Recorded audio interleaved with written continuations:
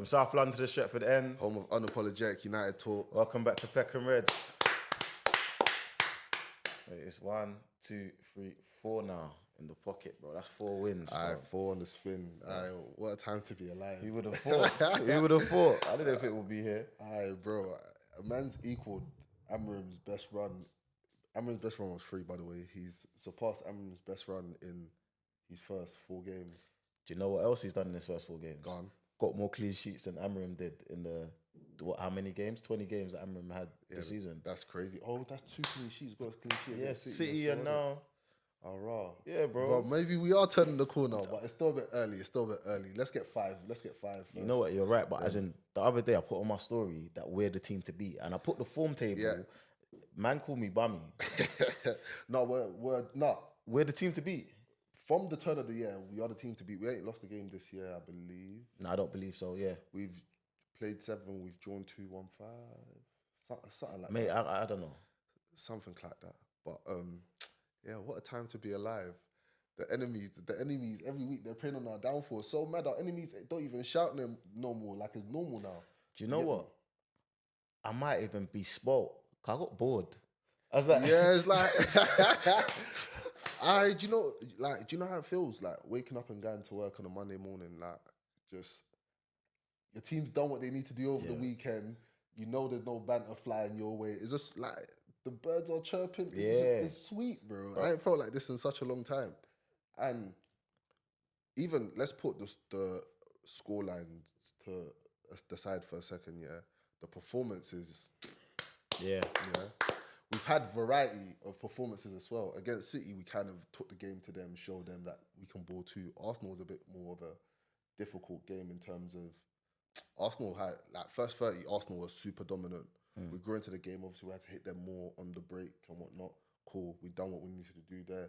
Fulham was a weird game because we dominated the match in the first half, but we still gave them room for counters, if that makes sense. But their counters only never towards really, the end of the second. No, half. but even in the first half, they were kind of getting breaks, but nothing was coming of it. So it was just like, it was a bit of a funny game. Then obviously, towards the back end of the game, they scored their 2 goals. Sesko winner, cool. But today was a totally different performance, even from, cool, so let's start from the jump. I feel like before Romero even got sent off, don't get me wrong, Spurs looked all right as well. Spurs looked like they came to try and do something. But I never, like, normally watching United matches, I'm always a bit nervous or on edge, if that makes sense. But I didn't feel like that. I felt very calm and composed. I felt like the boys were moving the ball. Bro, I had to rub my eyes and see the corner. Yeah. Like Cunha flick to Bruno. Bro, they was playing the ball first time around the Spurs press so effortlessly, and it wasn't just like the Cunhas and it was everybody. Yeah, bro. everyone was involved. Like, the way was beating their press and just like stopping their pressing momentum was excellent. I can't lie, I haven't seen it in a long time. I don't even, like, when's the last time we actually saw our team play like this consistently as well? It's not even just a 1 game thing.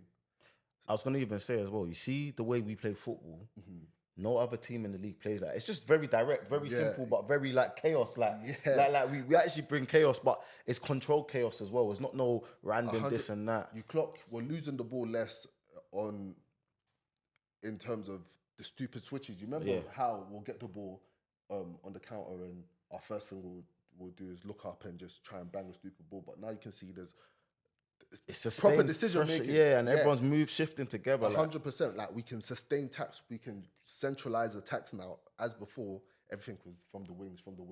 We can build and progress attacks through the middle now, which is absolutely. Do you know what helps with that? Bruno playing in this position. Bro, you see, I was gonna get onto Bruno a little later, but since you mentioned him, you see Bruno Fernandes, nobody can ever, from day one, I've never turned my back on my boy Bruno anyway, and everything I've been saying, people are just seeing it now. Bro, he's always been this. Okay, cool, he might have been a bit erratic before and tried to force things a bit more than he's doing now, just because nobody around him was using sense. He was playing in a mad position, like he was having to do too much. You put him back in his natural position, and you're seeing the Bruno that we saw when Ole was the manager and all of these things. Even Ten Hag to a certain degree, because Ten Hag was playing him in the 10. But Ten Hag used to try and forget about Ten Hag. But cool. He is world class. He starts for any team in the Prem, in the world, bro. In the world, bro. The Bruno Fernandes starts for. Look, let me look at directly. Bruno Fernandes starts for any team in the world. Tell me I'm lying. I'm not going to disagree with you. Name a team, bro. I'm not going to disagree with you right now. I'll think about it later, but that's a big claim, you know. Big team, just quickly before Real Madrid. He starts in that Real Madrid midfield, bro. Bayern Munich. Bro, he starts in that midfield, bro. Who's there? Goretzka, Kimmich, Musiala. Bro, come on, be for real. Lennart, Carl. Bro, be for real. Man. Who else? Barcelona. Bro, he's better than Dani Olmo. Of course, bro. Pedri and them, man. There. He don't play the same position as Pedri, so Dani Olmo's coming out of that team for Bruno Fernandes, bro. Fair enough.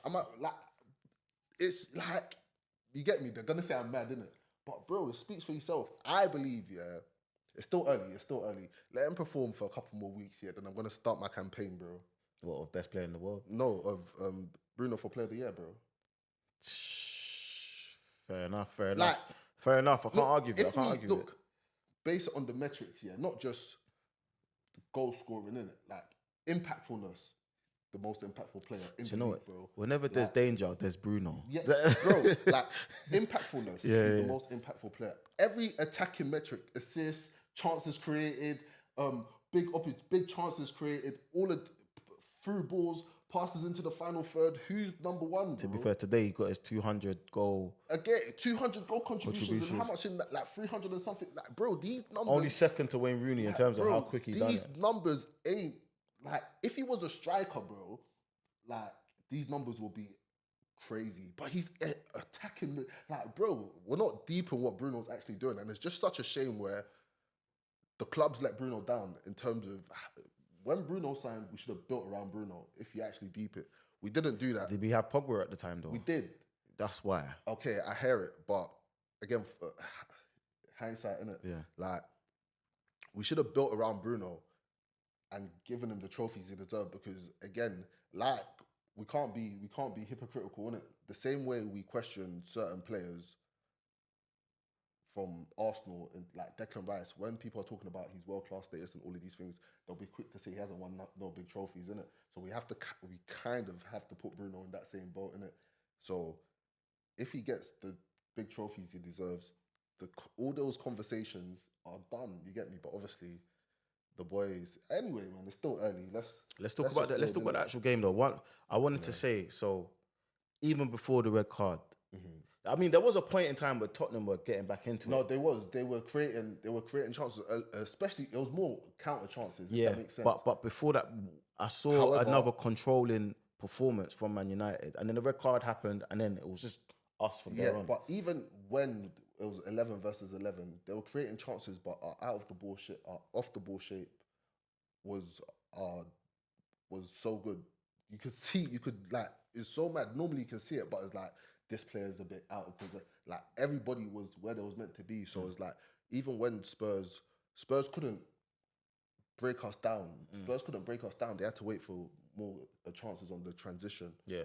And even then, we always had good cover. I think Harry Maguire, again, is just like, he just does his work. He pulls up his socks, does his work. I've noticed he's a bully. For 3 games now, he's bullied someone, bro. Bullied, who did he bully? Bullied Gabriel, Bernardo Silva. Who did he bully at Fulham?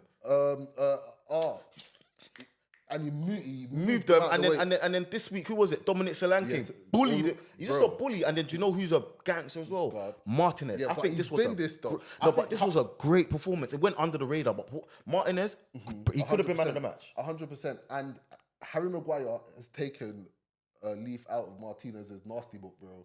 Because deeper, Harry Maguire, like, obviously he was always commanding and stuff like that, but he was never really that, like, he weren't rough. Yeah, he weren't aggressive. He weren't like, get out of my face. Yeah, he weren't aggressive and super dominant with what he's doing. Obviously, he was commanding in the air and stuff like that, but you could still, there's an air of, if I run at him, I can beat him, innit? Like, even these days, when they run at him, he'll put his hand over you. Like, obviously, he won't commit the foul.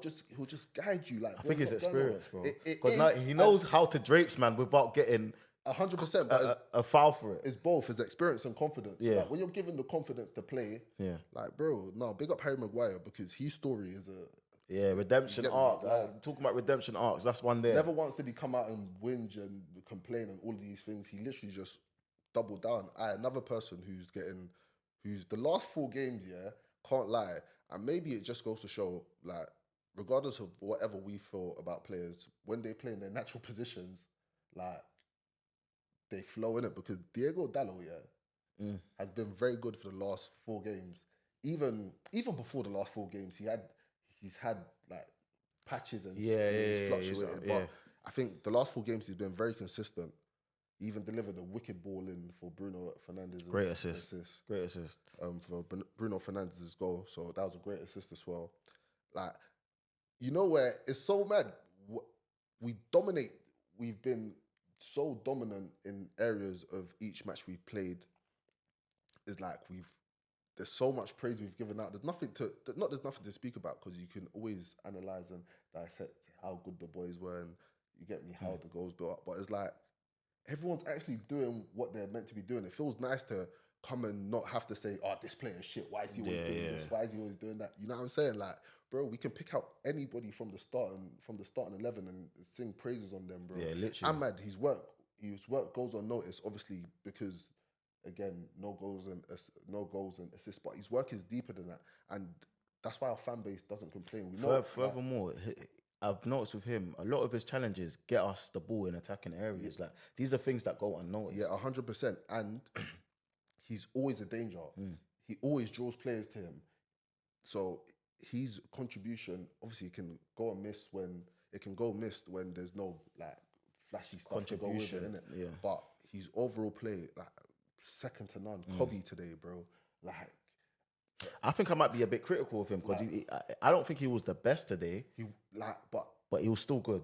Do you know what it is? There was a couple take-ons where it was a bit, but other than that, like, even the weight of the pass for the assist, for Mbeumo. And Mbeumo didn't have to.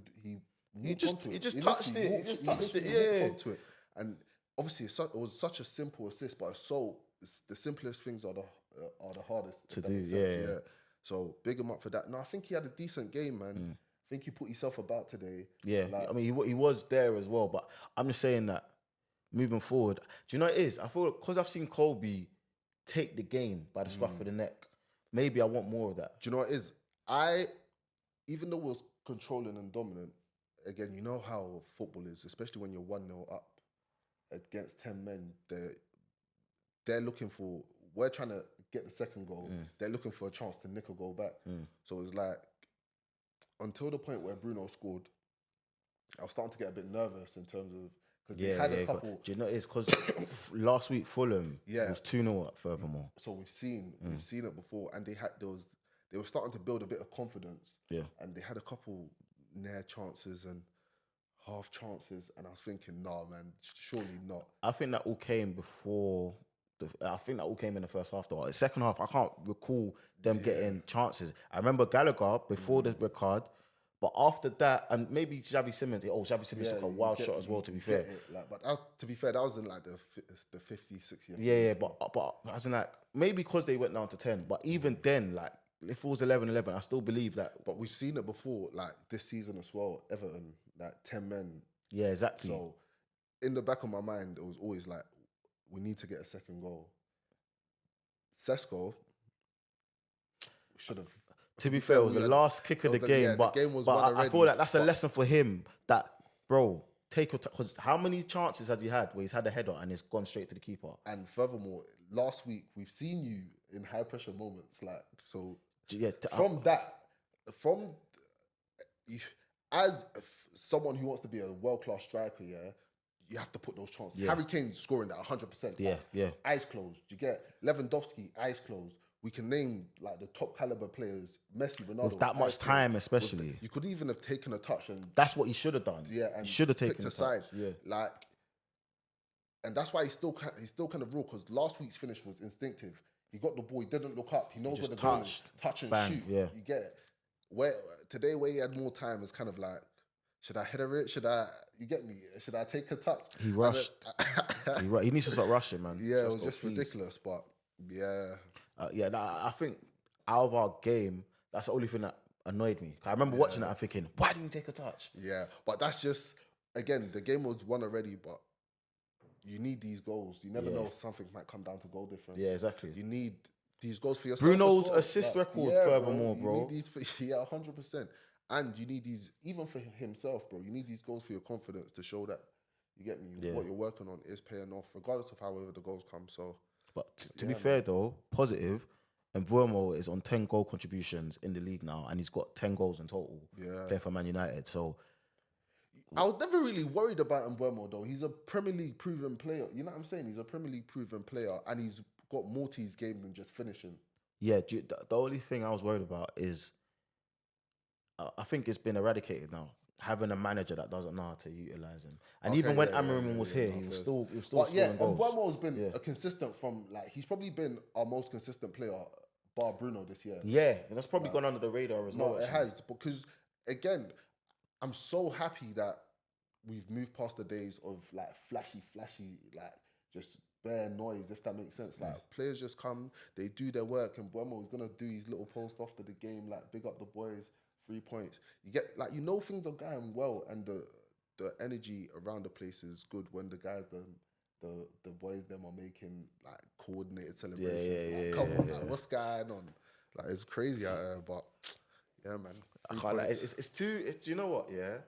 Obviously, we've got West Ham next, and that will be 5 out of 5 if we win that. Yeah, hopefully. But my man gets to get his haircut as well. Yeah, I don't know, man. Do you know what it is? I don't even want to revert to my old ways and be that guy. And obviously, it just depends on what type of performance we go there. It's a away game, innit? Depends how the boys are feeling. Oh, we're going to be there, actually, innit? Yeah, we're going to be there. Yeah, let's see how it goes, innit? Do you know what? I feel for that game. So, obviously, last time I checked, West Ham were 2-0 up.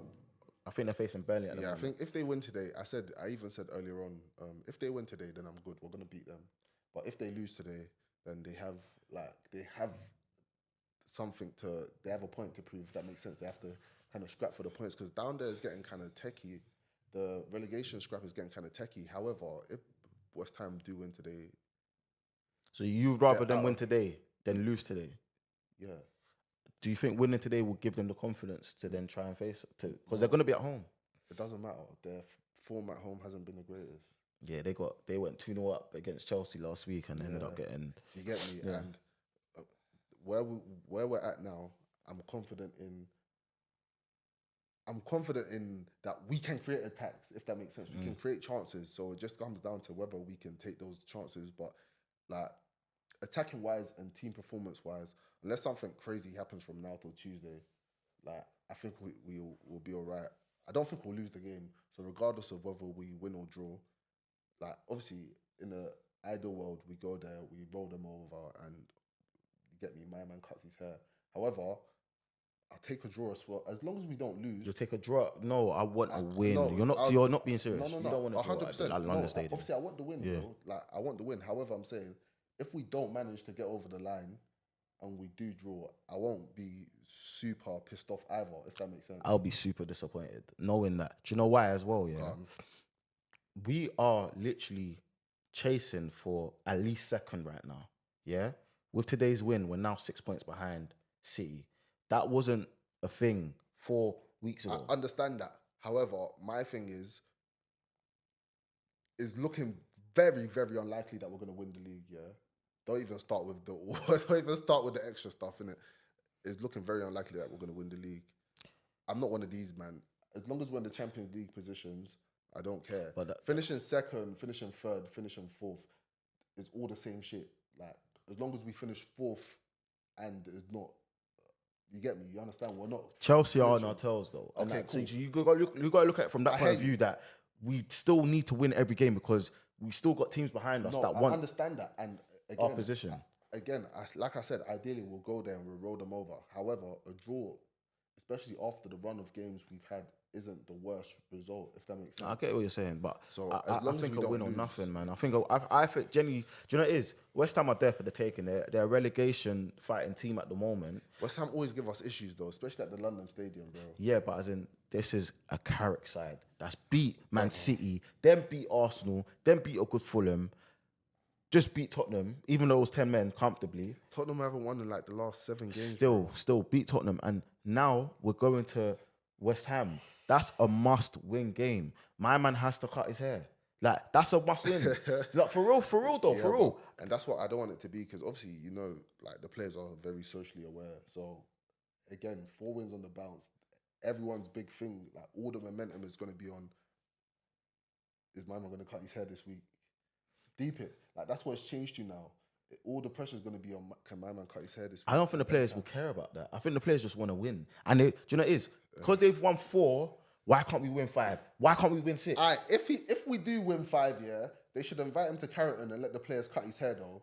That's not happening. That'll be cold, though. Maybe Bruno over one scissors or one snip. Yeah, no, they should let someone just cut his hair, bro. Obviously, to a certain point, and get the... Yeah, maybe. They should let someone cut his hair, because that would be cold, bro. Because look what you lot are putting through, fam. Yeah, that's true. The least you can do, bro. It's been 18 months. You're not deep in it. Yeah, no, it's been a long time still. Like, it's probably closer to 2 years than anything. Like, that is naughty, man. That should bring Ratcliffe and the Glazers too, bro. Everyone responsible for that. But yeah, that's crazy. But yeah, no, I'm confident. And do you know what? Another thing as well that we ain't touched on, yeah. One thing I like about Michael Carrick, yeah. Every time we go into a game now, unchanged side. Yeah. What was the last time you heard constantly, yeah? Man United have fielded an unchanged side from last week. Cool. That has not happened in a long time. It hasn't. However, before we even end, this might even be the best time to address it. Go on. Yeah. As much as we sit here and we slay Amarim, yeah, there was a lot he got wrong. Like, let's put our hands up. We can all see it, innit? However, there was a lot he did do right in terms of he kind of restored the culture in the club to some degree. Hear me out. I'm not saying anything. Yeah, no, I can see your face. Yeah, I'm raising my eyebrows, yeah. Hear me out. The likes of Garnacho, the Garnachos and all these overinflated egos and players who don't want to work and push towards the benefit of the team, bro. Like, I was even watching a Carrick interview and he hit the nail on the head. See the other day when Sesko scored, do you see Xerxes' reaction? Yeah. Pure elation. Yeah, it doesn't matter who scores. We're pushing in the same direction. Like, Xerxes, I was happy he even got minutes today as well. And Xerxes, like I was about to say, Xerxes, if anything, he could feel hard done by because he's barely played this season. When he's played, he's looked good as well. Obviously, injuries haven't helped his cause, but when he's played, he's generally looked good. So it's like... He adds to the team when he comes on, I get you. He does add to the team, so it's like, when Sesko's coming on in front of him, it's very easy for him to say, nah, bun this. Like, when he scores, obviously, but... You see him, he was warming up, he dashed himself. Like, come on, like you can't fake those reactions. You know what I'm saying? And again, we have to give, there's things Amarim done very wrong, again, with the Kobe's, and we've seen it. But his overall philosophy and message still lingers on in what Carrick is doing now. He just went about it in the wrong way, if that makes sense. Yeah. And he was too stubborn in his ways that when he started to change, because if he actually before he got fired, it wasn't the worst, you know. We're starting to look better. We beat Newcastle when he made a change. Yeah, but he got too stubborn and reverted. He did. However, again, I'm not even being an Amarim sympathiser or defending him.